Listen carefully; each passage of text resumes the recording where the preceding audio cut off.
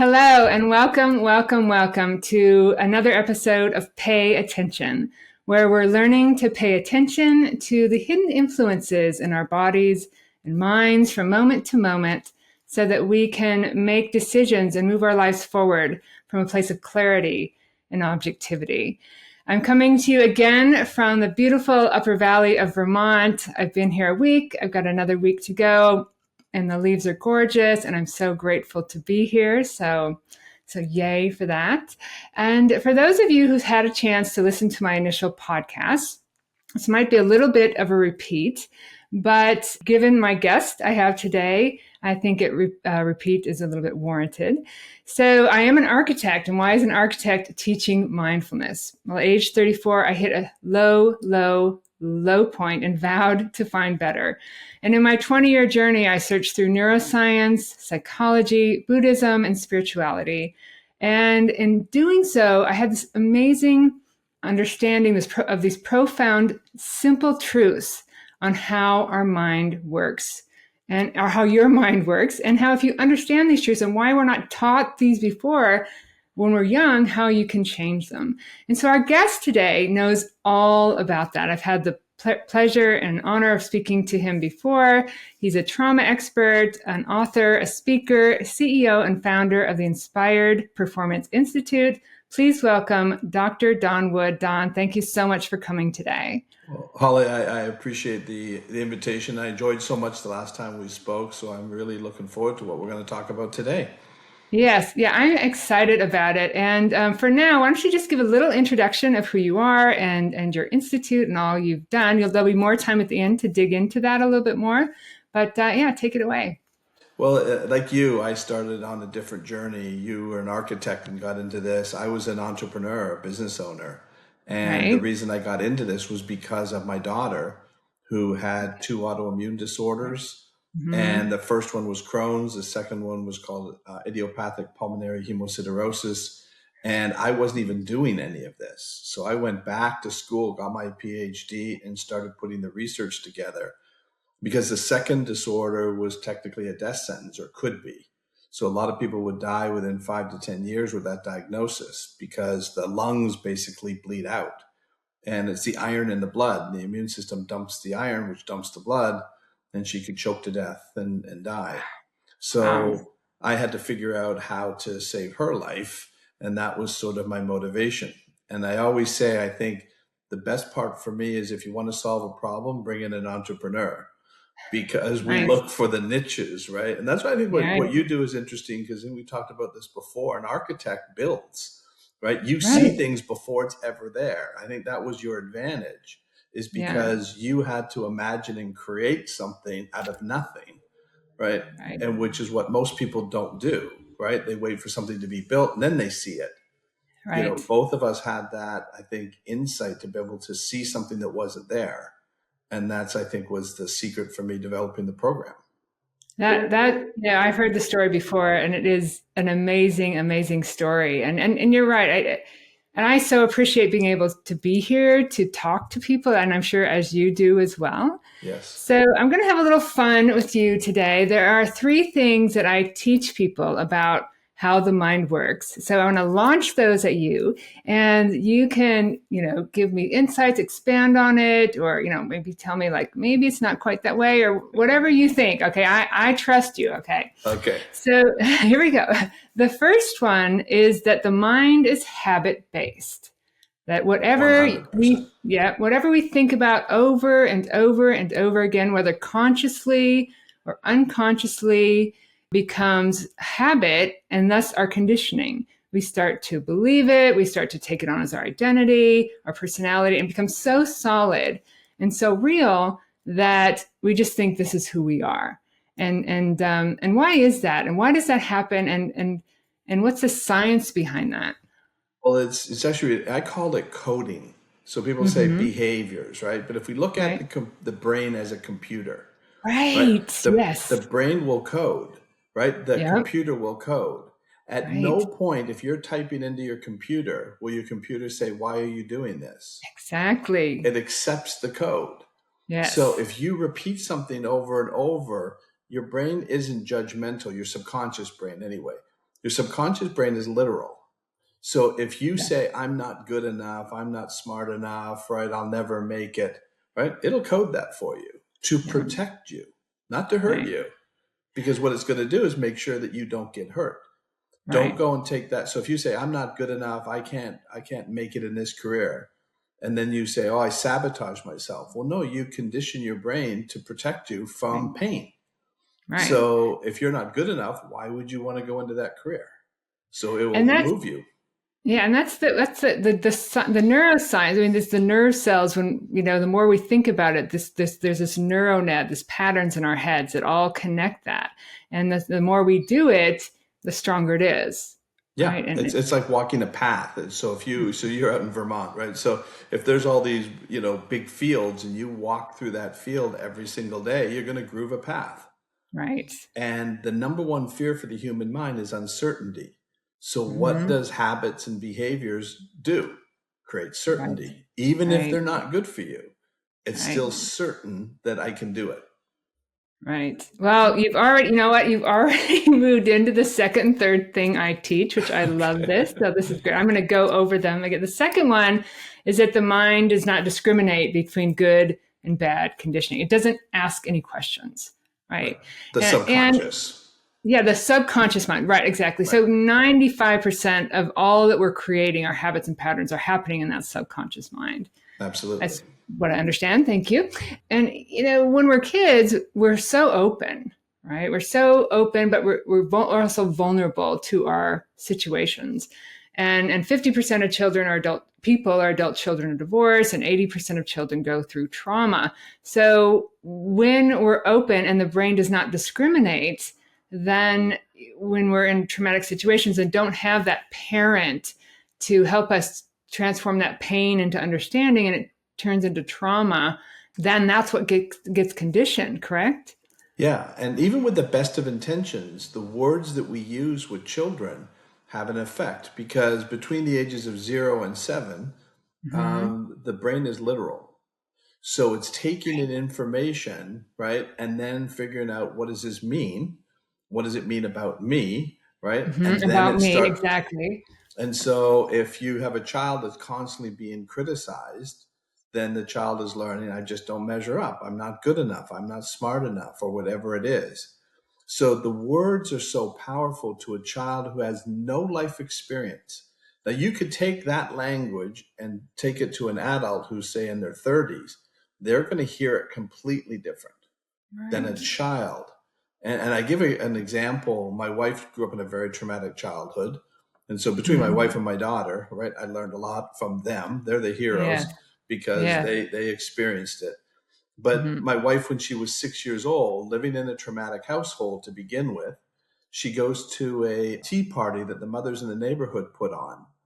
And so she Mm-hmm. was all excited because she loves dressing up. And so her grandmother got her all dressed up. She went to the tea party, and the mothers are greeting the little girls. And when Bridget comes in, one of the mothers says to her, oh my gosh, Bridget, you're going to be such a heartbreaker when you grow up. And all the Mm-hmm. other mothers are like, oh yeah, Bridget's definitely going to be a heartbreaker. When she told me this story, she was crying. She says, I got sick to my stomach and went home. What she heard at 6 was, I'm going to hurt people. Break their hearts. Yeah. And the Yeah. last thing she wants, she's such a loving person. She's thinking, oh, they see something bad in me. Wow. Now they're It, complimenting her, but she yes. doesn't know that. She doesn't have enough life experience to understand that language. Right. It's amazing. And you told me this story before, and in our last conversation, I thought about it. It only takes once, right? When you're a child, for you to really just for your subconscious to grab onto that and to say, wow, this is who I am. The subconscious mind doesn't question, is this good for me? Should I even be believing this? And you talked about how we're literal, right? Exactly. So we have our prefrontal cortex, right, doesn't develop till we're 25, different for men and women. And Yep. we have this emotional center, this limbic system, and really we're the only ones that's there. So if there's a problem, it's our fault, it's my fault, right? Yes. Yeah. Exactly. Right. And Right. again, like you're right. The subconscious, because it's literal, doesn't see things as right or wrong, good or bad. So Right. whatever you're doing, and it's survival based. So everything Yes. it's doing is focused on keeping you alive. Yeah. So if you, like, when people say, "Oh, I sabotage myself," I go, "It's impossible. Your brain can't sabotage you. It's protecting Right. you, but it may be dealing with some faulty intelligence." Right. So you as an architect, this makes sense. If somebody gives you information and you build on that information, and then there's a Oh, mistake in that information, right?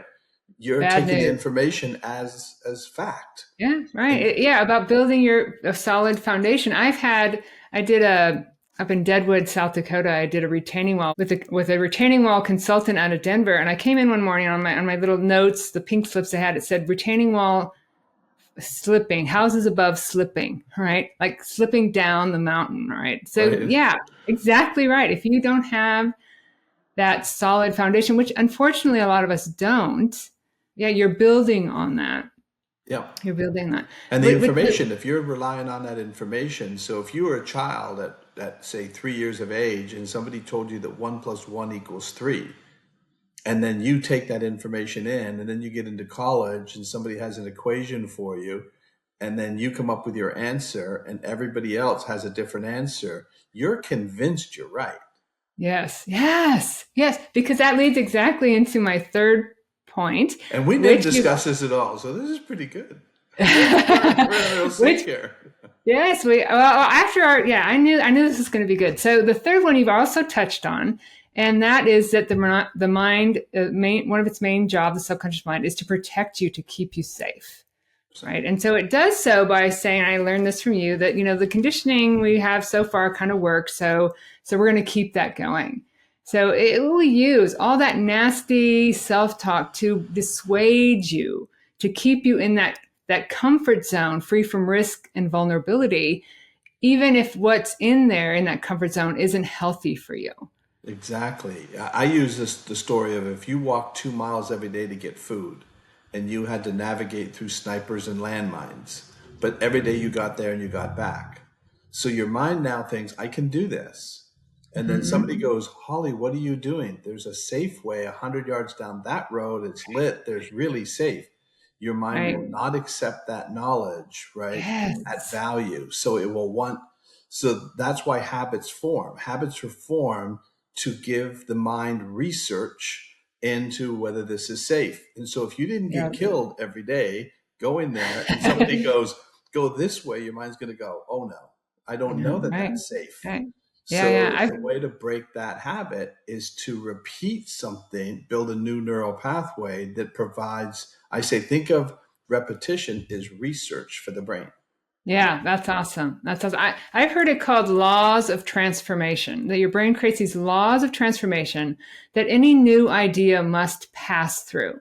Yes. And if the new idea doesn't meet with that conditioning, it's often altered or rejected in favor of the existing conditioning. Exactly. Again, going back to your background as an architect, if you're building something and some other architect comes in and says, "No, you're wrong, you didn't do that right," they're not going to convince you by just Right. telling you that. You're going to, Architects have big egos. That's right. but besides the ego, you're also not going to say, "Hey, listen, I think I'm right. I'm not taking your word for it. Give me proof. Give me Mhm. evidence before I'm going to change this drawing." Right. Otherwise, you could, if you just took his word and didn't challenge it, that's the way your brain works. It's Right. going to Right. say, "I'm not going to take what you told me as proof until I can establish it and I know it's safe." Right. And so thank you for validating those three things I teach. I appreciate that. Yeah. Given, like I said, as an architect, my job is to take little pieces from all over what I've learned and to put them together. So thank you. But then, like you said, then to change that, to do the research. I call it stepping back, getting off that thoughts, emotions, and feelings chaotic subconscious highway so that you can look at it differently and question it. And you've got a program, right, that you teach people, or how do we, now that we know these things, the mind is habit based, it doesn't discriminate between good and bad conditioning, doesn't ask questions, and it will protect your existing programming. How do you take that information now and start to change it, start to turn it around? It takes time, right?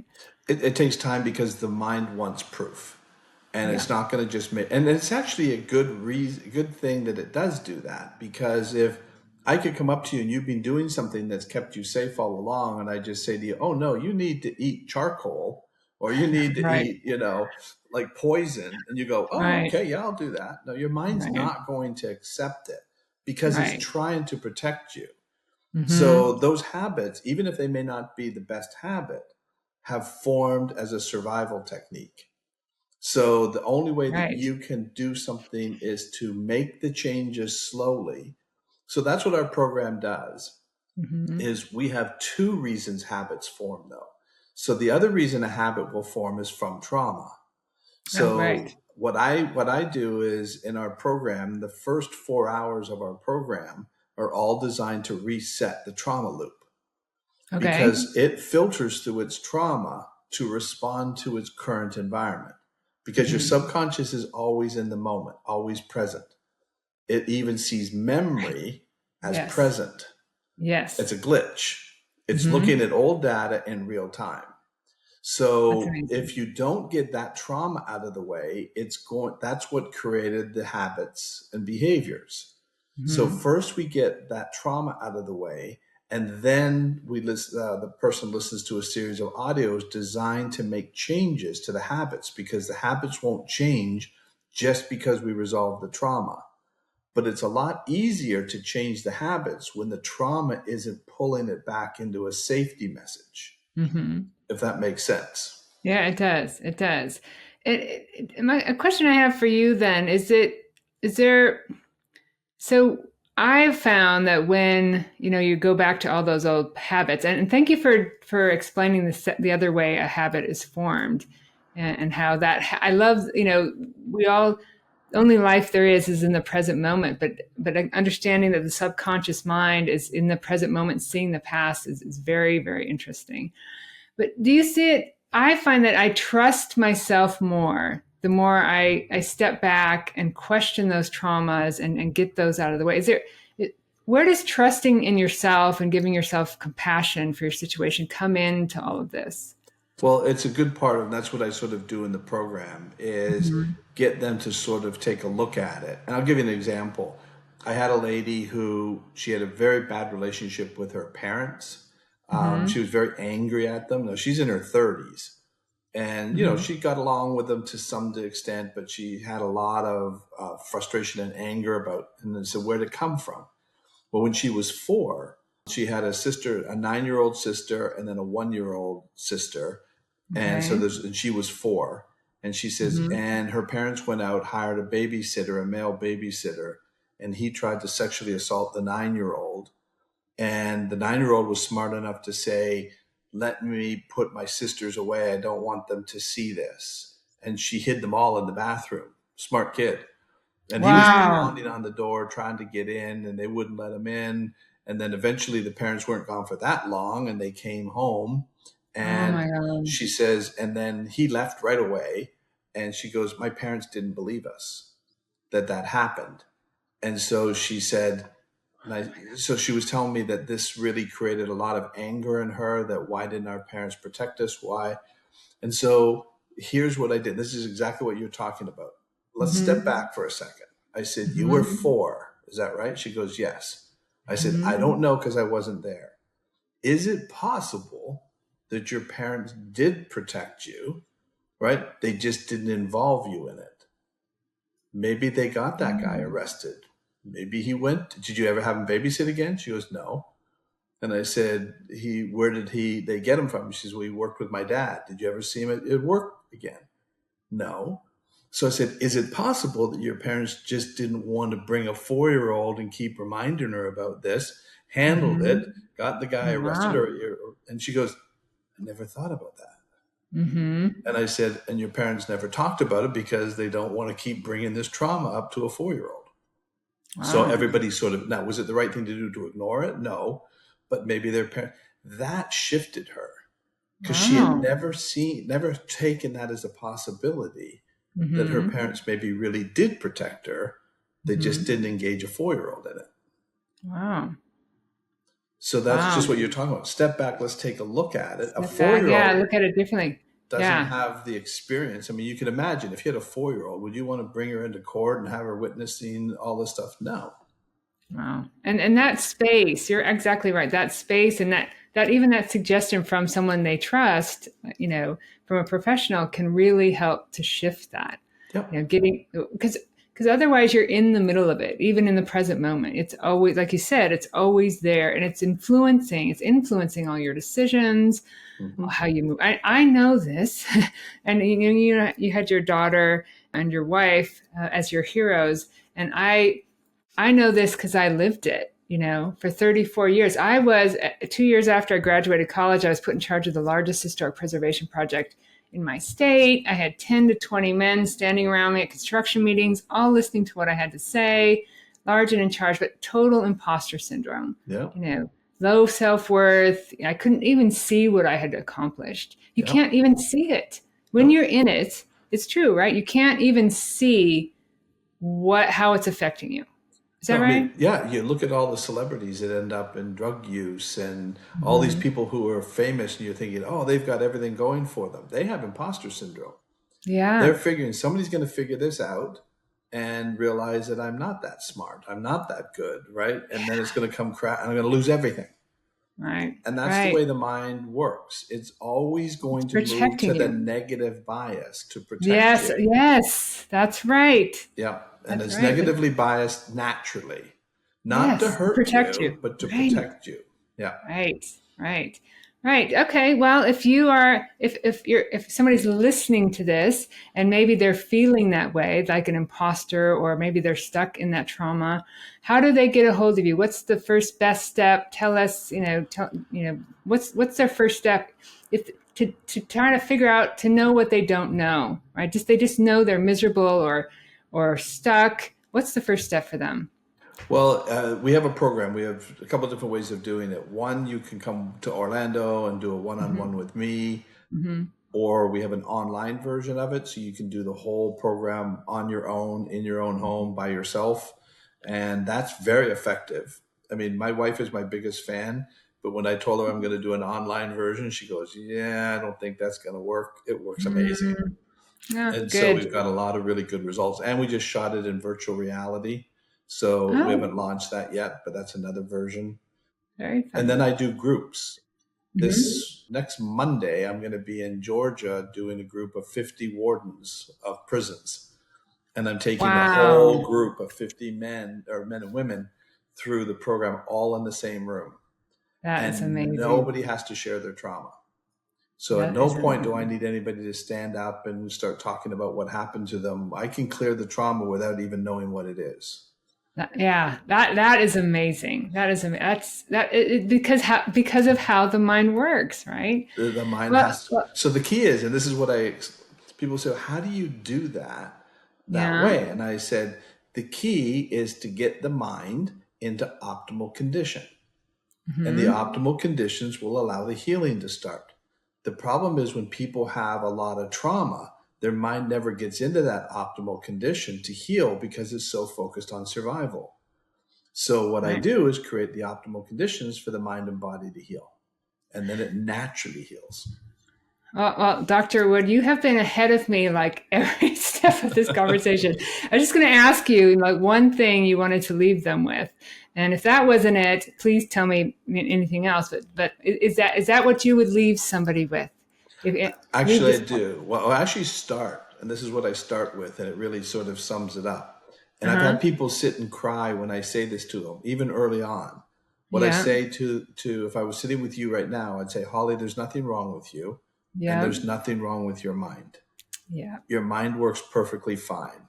It's just Right. dealing with a series of glitches and error messages that it Nice. keeps responding to. All we have to Right. do is clear that up, and your mind goes back to optimal condition. I love that. I love that. Thank you so much, John. I know that we have your information. We have your links that we will put in the show notes. Thank you for being here. I've so enjoyed our conversations, and I hope the listeners out there have enjoyed it as well, because it's just some, like you said, there's nothing wrong with your mind. It's functioning as it should be. We just need to know how it's functioning and how we can change it. So Exactly. If it's got information and it's relying on that information, just like you as an architect, if you've got the exactly, information, yeah. This beam should hold up this, this floor, which holds up this roof, and if it doesn't have, right. yeah, Exactly. It's information. It's a biocomputer, as it's this. totally a computer. And I say, think of the brain as the computer, the mind is the software. Nice. And the mind Nice. is running software. And software is prone to glitches and error messages. Yeah, it is. It's one of my classes I teach is called Simple and Obvious. We make it so complicated, So, but it's really quite straightforward. So thank you again for being here today, Dr. Wood. And thank you. I yes, and enjoyed thank it. you. Yeah, please stay on afterwards. Thank you to our listeners. I hope this was helpful to you. I hope this has helped you to understand kind of how the mind works and how you can change it. Please reach out to Dr. Wood, Dawn, at the Inspired Performance Institute. I think it's inspiredperformanceinstitute.com Correct. for more information. And please join me for another episode down the road. Maybe not. Well, I have one more maybe up in the Upper Valley of Vermont, but please join me for another episode of Pay Attention. Thank you. Thanks, Holly.